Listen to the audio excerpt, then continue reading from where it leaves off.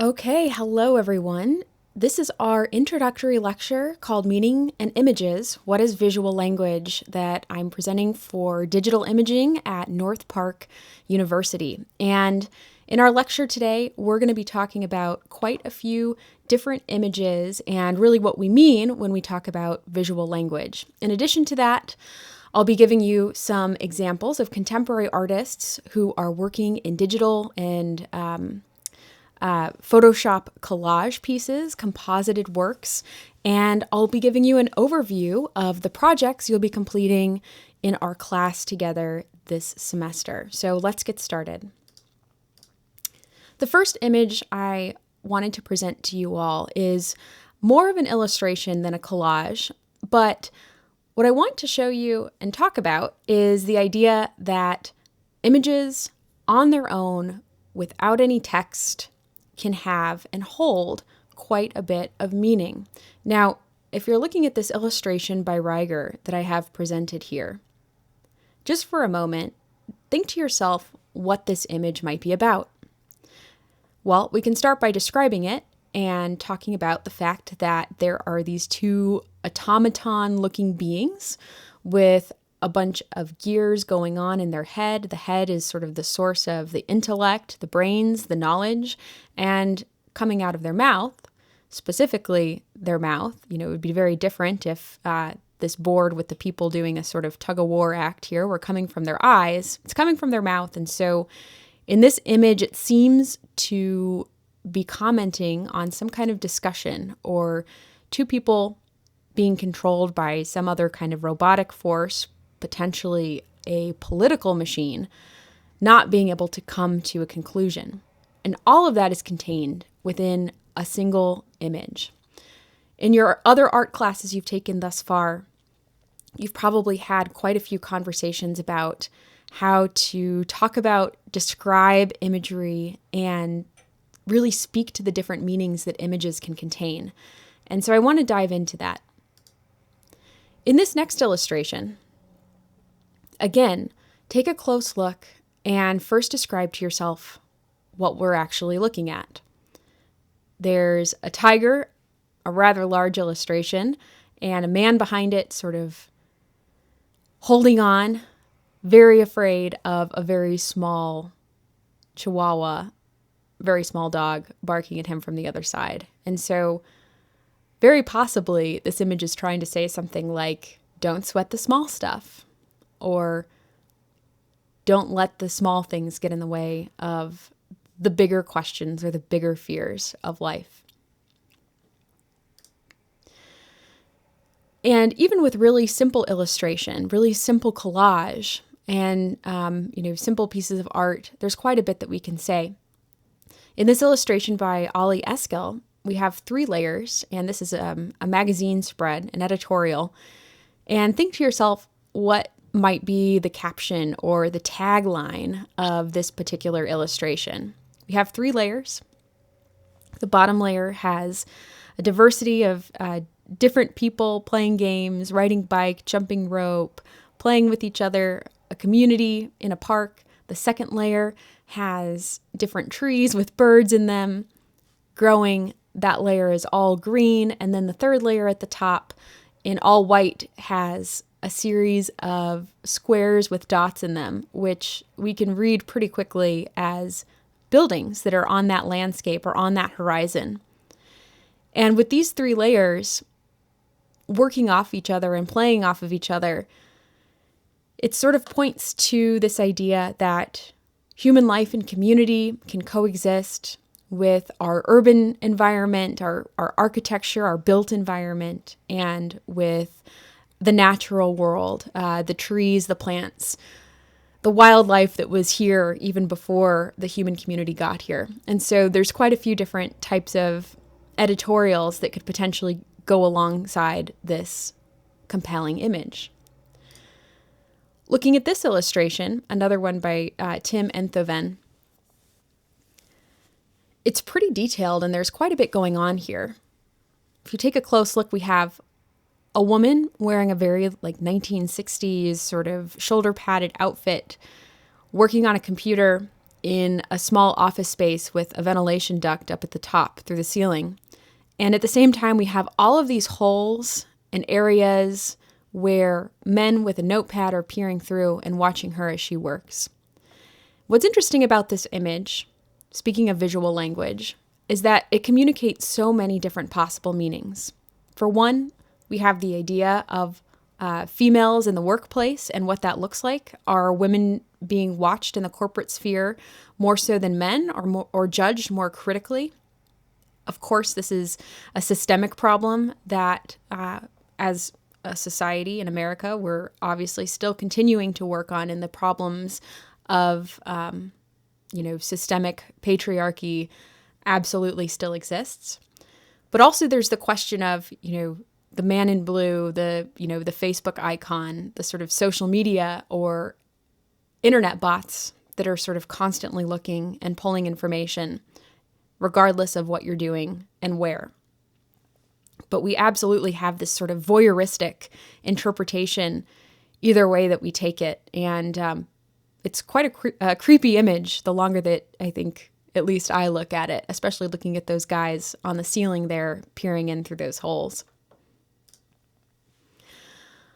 In this very simple illustration by Sebastian Thibault, we have a female-looking form holding their arm up into the air, chanting. We have a 1960s hair. We have a face that's actually been inscribed on, these very female areas of the body, or very associatively female body. And what's interesting is I think this illustration could be interpreted in so many ways. We have the reference to 1960s protests during Vietnam. We have, the Me Too movement, but also the body, the physicality of the form is somewhat androgynous. And so there's all these questions about LGBTQAI plus rights being addressed in this image. The faceless person asking for something, fighting for something. Another interesting image that is a great illustration that so simply illustrates this idea of, posting information about yourself online on Facebook, sort of exposing yourself and your personal life, your private parts to a wider public. And what I want you to do is take a really close look at this print in this illustration, because on his chest, you have the sort of Facebook profile, news feed, but each of the lines of text is actually not quite so literal. Each one is represented by a single line that says something about how much information you can actually eliminate and still get across a really big idea. We still can see the blue, the profile look of this person, and the information inscribed on their chest as very much Facebook. So in our class, we're going to be using images to communicate meaning, and specifically digital images that you'll be constructing and compositing in Photoshop. And so the last few series of images that I just walked through, I think, are powerful examples of how imagery can communicate so much meaning about the world beyond, just a personal exploration. And I think that's the really great part about art making, is that it can be highly personal, but it can also be really universal. And later in this lecture, we're going to talk about how that operates in the commercial landscape as well, in the design landscape, on how imagery can really be used to manipulate your thoughts about one thing or another when it's applied to an advertising context. But first, I want to talk about a little bit of the history of collage and point to a few artists that I think you all might derive some inspiration from. The first of these artists is Hannah Hawk, and according to MoMA, in her article online, she's known for her incisively political collages and photo montages, which she actually helped start the movement of photo montage, which has now become so popular, both in an art gallery context, Gucci advertisements, and then all the way to Instagram, of course.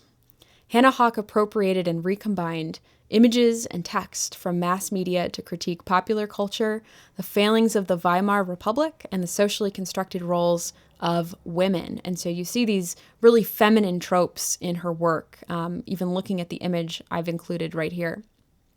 After meeting with artist and writer Raoul Hausmann in 1917, Hawk became associated with the Berlin Dada group, a circle of mostly male artists who satirized and critiqued German culture and society following World War I. And so not only is she a female, but she's also a pioneer of collage and photo montage and using a lot of political imagery and imagery directly related to females as a way to talk about feminism back in the early mid-1900s, which is freaking cool.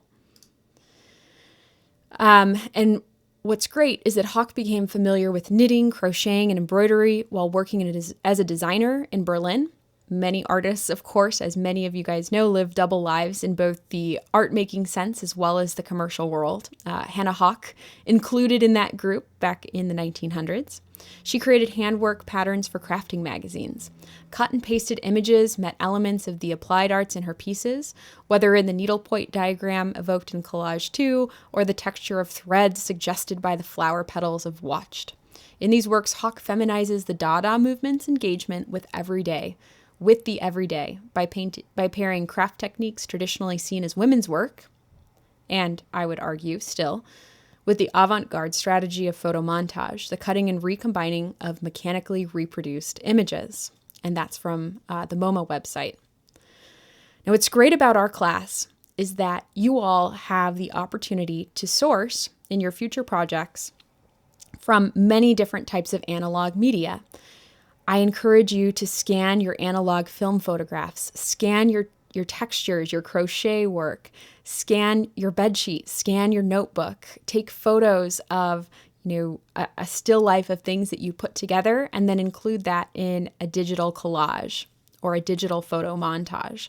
And if you're looking for more inspiration on how to do this, I highly recommend looking into more of Hannah Hawk's work as a pioneer of this movement, and just creating these really beautiful, very interesting images that have almost relationship with the subconscious. Like looking at this painting or this print, for example, this collage, it's all of those things, by the way. It's hard not to read into it looking at a sort of like profile of a face with hair blowing back in the wind. There's quite a few things going on here. And the work is often absurd. It's humorous. And she's pulling from all of these, 1950s, 1940s, old magazines, old publications, and then recombining these into these uncanny scenes that comment directly on power relationships, how the female body is being depicted and used in these various publications, and sort of subverting that, turning it on its head. Moving forward, there are many contemporary artists I'm going to talk about who use collage and digital collage often in their work. Now, some of these collage pieces, like the one we're looking at right here by Mike McQuaid, Who Gets to Write What, have also been exhibited in more of an editorial context. So if you look at how this collage is put together, it's clearly a commentary on journalism and the idea of bias in what's being written through what sources of news and whose perspective is being used to put this idea forward or these ideas forward. And so by deconstructing these three different profiles and overlaying them with various slices of newsprint and newspaper, we really get the sense that this artist, Mike McQuaid, is saying something about authorship and bias in the news. Absolutely a timely topic these days. This next series of works is by Nate James, and he is an artist behind the project Goblin Guts, which is an ongoing collaboration with Justin Hopkins and Nick Larson. Justin and Nick produced a song and a title for that song each day for this project, and Nate James created collages using digital collage to create the visuals to go along with each track. And so much of the work has this sort of unified color palette. There's a specimen thing going on with the items that have been collected and composited onto these collages. And there's certainly something political to be said for the use of geometry, the use of figures, the identities of the people that have been included in these collages, and the color palette that's been altered and manipulated in the presentation of these collages.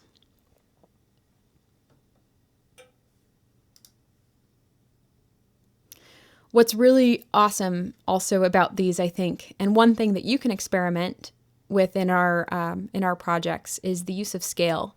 So thinking, what's really large compared to what? What can I scale up that's going to be weird? What can I shrink down that's going to be interesting? In this image, for example, the milkman piece that's been collaged on top is standing on the shoreline and absolutely dominates over all of these little tiny houses along the shore.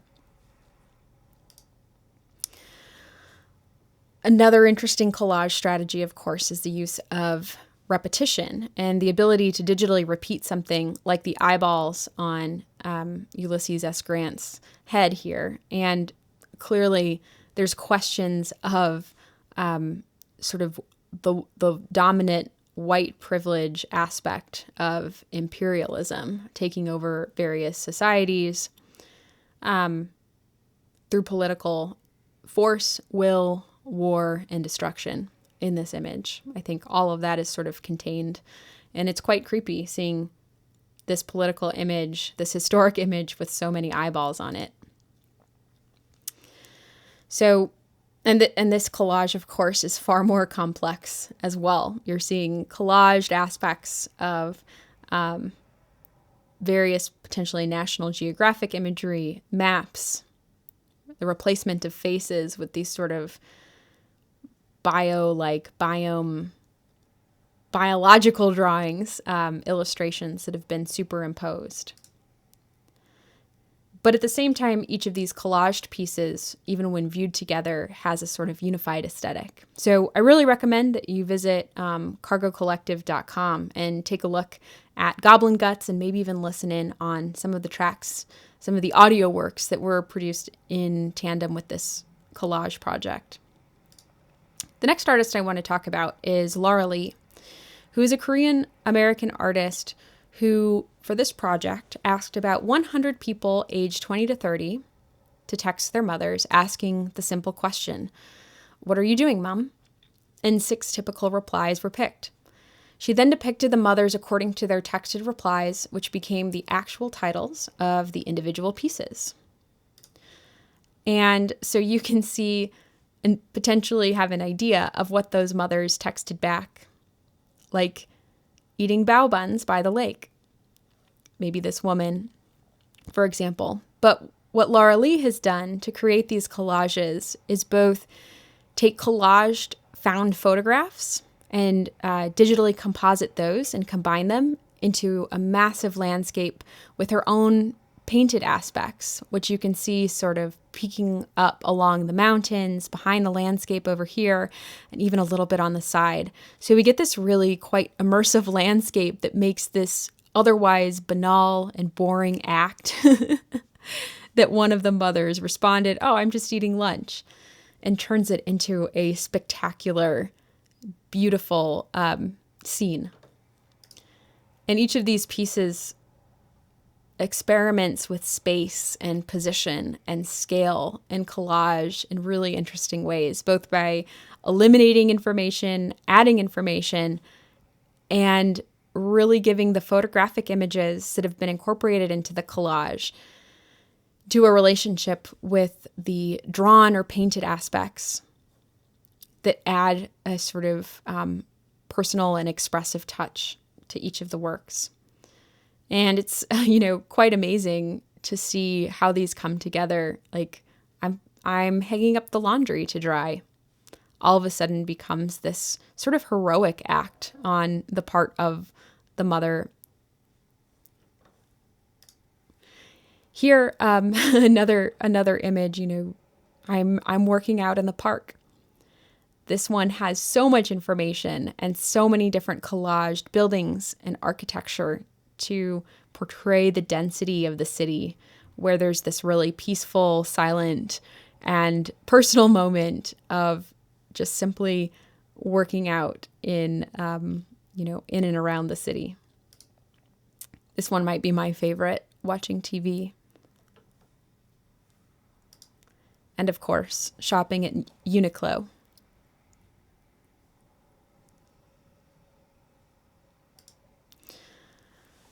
Another fascinating digital collage artist is Michael Robinson, who works in contemporary collage and is known for his series Obsidian Superstar. And I've included a link here, which you can click on as you access the slides for this presentation. To me, his work has this really knowing and understanding relationship with virtual reality, with video games, this idea of explosive and virtual spaces. They become these like huge icons. According to the Seacrest Gallery, Robinson's new suite of collages produces a similarly otherworldly effect, forging fantastical floating worlds out of materials culled from a wide range of photographic and illustrated sources spanning the past 60 years. Stone Age tools, circuit boards, floral arrangements, kneeling figures, strangely hued drips, and open landscapes all coalesce into dynamic compositions, proposing haunted and humorous interrelationships between history, technology, and the natural world. And you can see these different elements coming together. It's also like so many of them have this origin point where the collaged elements are sort of exploding out of. Again, thinking about how you might incorporate analog media like paper scans, collage, maybe a screenshot from a glitch when your computer died at one point, or a screenshot from a film, and taking that into the collage reality of scenes that you create. Looking at this one by Robinson, I can't not think about Salvador Dali's The Persistence of Memory and the Melting Clocks. This one just has such a surreal, oozy kind of feel to it that's quite compelling and mysterious. But at the same time, I'm not exactly sure what this is, but it looks like a crumpled up cupcake wrapper that becomes this strange object, this strange thing in the landscape.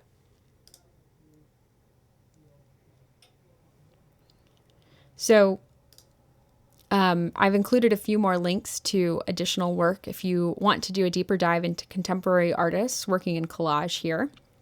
There are a few more artists I'd like to share with you. Thinking about the more contemporary approach. And there's one artist on Instagram named Sarah Shaquille, amongst many, of course, who are working in collage, but with a very unified and unique aesthetic. And in her work, she often really addresses the body, but also in the female body specifically, but combines it with these really glamorous gems and diamonds and space scenes to create these quite immersive, uncanny spaces. And will replace different objects to create this effect. She did a series where she essentially took all of these photos, film photographs that had water in them, and replaced the water with swirling void of crystals, especially as she was making this work in response to, all of the campaigns and information that became available about the importance of washing your hands and being sanitized during the pandemic. But I think especially the incorporation of like crystals and diamonds into the work speaks to this idea of luxury or fabricated luxury, or the sort of aspiration of having wealth and the value of the things that one is wearing, whether that's, the blouse, the sunglasses, or a really nice bottle of Chardonnay that costs $80. We don't know. So that's Sarah Shaquille. Definitely recommend checking out more of her work. JaNae Gnoki, another digital collage artist who incorporates these, wonderful scenes where gravity is almost non-existent, or, there's a set of rules where certain things have a gravitational pull and others are just sort of swirling in chaos. And the idea of space and how close things are, and if gravity even matters for these constructed scenes, becomes a really big question, I think, in the work, which is another just fascinating thing that you can experiment with in digital collage. And of course, some of these are just absurd, like a woman in a wedding dress with bagpipers behind her on a movie set.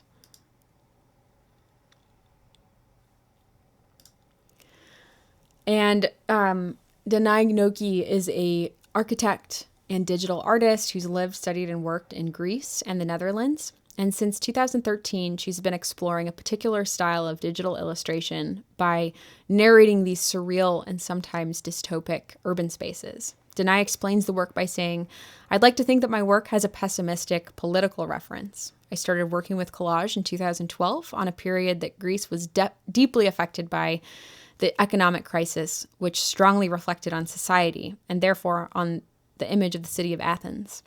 There's no longer outside. The title of my first piece was an effort to depict capitalism as the dystopia of an infinite interior. Since then, I continued exploring digital collage. The cities I lived in are constant inspirations of spatial and social conditions. My images are dystopic and entertaining at the same time. Coming from the field of architecture, I'm deeply interested in the dynamics of space and the built environment." Here we go. "And the urban lifestyle and its aesthetics, the pleasure of urbanity as a space of togetherness and isolation at the same time. Those are the concepts I try to explore as a digital artist." And so moving forward, one last artist I want to show you working specifically in collage. And these are, I would say, more specifically photo montages. The majority of his work is photo montage, but this is John Stezaker, whose work, according to Saatchi Gallery, re-examines the various relationships to the photographic image, a documentation of truth, purveyor of memory, and symbol of modern culture. In his collages, Stezaker appropriates images that are found in books, magazines, and postcards and uses them as ready-mades. Through his elegant juxtaposition, Stezaker adopts the context and content and context of the original images to convey his own witty and poignant meanings. And what's great about these is that so many of them are images of Hollywood celebrities that have been composited together, overlaid on top of each other as uncanny, quite strange statements of identity, performance, and they're just really quite strange to look at. In his Marriage series, Stezaker focuses on the concept of portraiture, both as art historical genre and public identity. By using publicity shots of classic film stars, Stezaker splices and overlaps famous faces, creating hybrid icons that dissociate the familiar to create sensations of the uncanny. Coupling male and female identity into unified characters, Stezaker points to a disjointed harmony, where the irreconciliation of difference both complements and detracts from the whole. In his correlated images, personalities and our idealizations of them become ancillary and empty, rendered abject through their magnified flaws and struggle for visual dominance.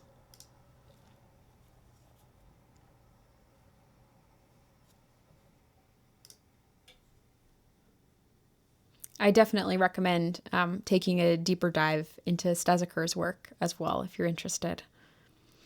So moving forward, I want to show some examples both in the design and art, in the design contemporary advertising world, where visual language and meaning can really be used to create visual metaphors that sell things, that say something.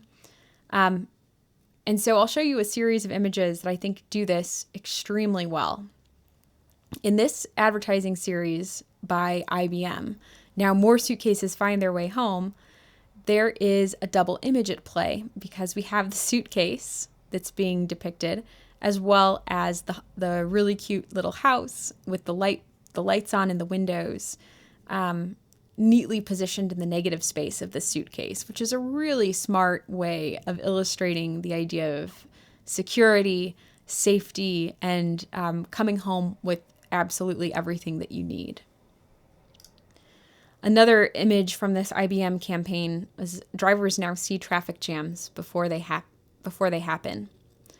IBM helps keep Singapore's traffic moving by predicting congestion an hour in advance with 90% accuracy. And again, we have this visual metaphor, this double image of the person predicting the traffic jam, looking through binoculars. It's a face, and at the same time, it's a car crossing the street, which is super compelling. And again, just a super smart use of negative space to create this double image. Now, in this photograph by the Blood Center of Southeastern Wisconsin, it says, "Please donate blood. Don't let supplies get any lower." Now, looking at this photograph carefully and the way that it's constructed, there's a hidden message or a subliminal message in this image, which is the American thing, the patriotic thing to do is to give blood. And if you're a true American citizen, you will give blood to the Blood Center of Southeastern Wisconsin, right? And seeing the American flag totally drained is, a compelling and unexpected image to look at. Another example, the Church of the City. It's a place in which Photoshop has been used to inscribe a cross on the street where a man is walking to, and of course this has like kind of a terrible, like super warm filter on it and a vignette around it. And it's trying to have that look of cool and city, and we're as integrated into your community as possible. This is one of my favorite examples. This is a Orkin advertisement, and this was a digital advertisement that they created where if you were hovering your mouse over their ad banner, the mouse would actually become this sort of fly that gets zapped by the bug zapper in this top image. So it was interactive, just such a good use of UI development incorporated with this design. And in this one, we have the fly paper where as many times as you put your mouse over it, your mouse would get stuck to that fly paper. Mount Sinai, minimally invasive sports surgery. As you can see on this very naked looking baseball, there's only a tiny portion of the stitch that's on there. And so immediately the visual becomes this idea that if you play sports and your body is a part of the sports process, you should come here. We understand what you're going through, and the stitch on the ball becomes a visual metaphor for a stitch in someone's skin without showing anything gruesome or graphic. This one photographically communicates so much. Butter safe than sorry. Dr. Carter's shave butter speaks for itself, but really smart and really hilarious. And The Art of Shaving Barber Spa also, it's just wonderful looking at this implied movement of the hand across the man's face as a beard, and the idea that the moment the hand comes off, he'll be clean shaven and ready to go about his life. A Nike Air Max advertisement where shoes are being inscribed as lungs by literally making the shape of those lungs. But I really want you guys to notice how simple this image is and still contains so much meaning in its presentation of this metaphor. If you wear Nike, you'll run more, you'll enjoy running more, and your lungs will be healthier. And then lastly, this WWF campaign where they installed paper towel dispensers that literally make you feel guilty each time you take a piece of the paper towel out of the dispenser, because that's one less layer of trees covering the continent. So in digital imaging, we have 4 major projects that are going to explore both the technical side of working in digital collage, but also push you all to work as thinkers to create meaning through your digital art, and work in the roles as both designer and client, and also go through the process of creating project proposals that help you start to synthesize your ideas and what you want to say, what kind of visual meaning you want to create through your work. So I'm going to show you very briefly examples of upcoming projects to give you an idea of what you'll be creating in this class, and I'll be showing you some student work as well. Your first project is the 1 in 20 project. This will be the most stringent as far as project guidelines and parameters and expectations, and this project is really about getting you familiar with how to operate within resolution constraints and requirements in Photoshop, navigating resolution of different types of images and their sizes, but also thinking conceptually and creatively about how many different meanings you can associate with a given word. So this example by a student is in regards to the word roll, where we have both a Kodak roll of film, we have a Tootsie Roll, we have a roller coaster, we have sushi rolls, a roll of I voted stickers, a roll of the dice, and really thinking about how expansive you can get with your chosen word. Of course, you can think about this phonemically as well if you want to pick a word that has 2 different spellings, but it's stated in the same way. For example, this student looked at the word vein or vein. Your second project, major project for the class, will be an imaginary landscape, which will be a series of 3 digital collages that you write a proposal for and create a landscape that either has to do with a personal imaginary landscape, an imaginary landscape in the environment, something that you want to say politically, something absurd. This is a very open project.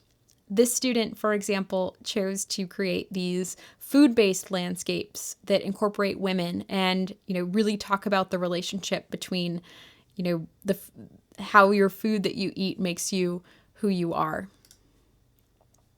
And so she's modified many of the different colors of the imagery that she's selected and created these sort of silly and absurd food-based landscapes. Another student series incorporated her own digital illustrations alongside of scans of natural environments. I think this example is good, but it does seem to, in many of them, sort of lack a central subject or a central idea in each of the landscapes, which is something to think about as you're creating each of your works. Your third project in our class will be the playlist on vinyl, where each of you will create a playlist on Spotify, YouTube, and share it with a person who you'll be working with in the class. That person will design a playlist on vinyl series of images for you, and you'll also be working as the designer for someone else in the class to create a vinyl-sized playlist cover for the music that they've selected. So you can see some of these student examples that are incorporating scans of tape, typography, really, incorporating and using digital collage techniques. I really love this set of images that are for another student who made a playlist about her commuting experience called Commuter, where he's scanned and incorporated images from various books, photo books, and magazines. There is, if you would like to have it available to you, there is a scanner in Wilson Hall on the second floor. If you'd like to gain access to that, please do let me know, and I will make sure of that for you. Your final project, your fourth project, is a digital zine. And I've included a few examples of this here in the slides that I'd love for you guys to take a look at. And we're going to talk more about this as we move forward, but you're going to be creating a full-length, 19, 20-page digital zine that's a series of digital collages that say something about yourself, about the culture around you. It's absolutely the most open-ended project of our class. And as your final project, I hope that you really use it to incorporate the skills that you've learned in the course of our class.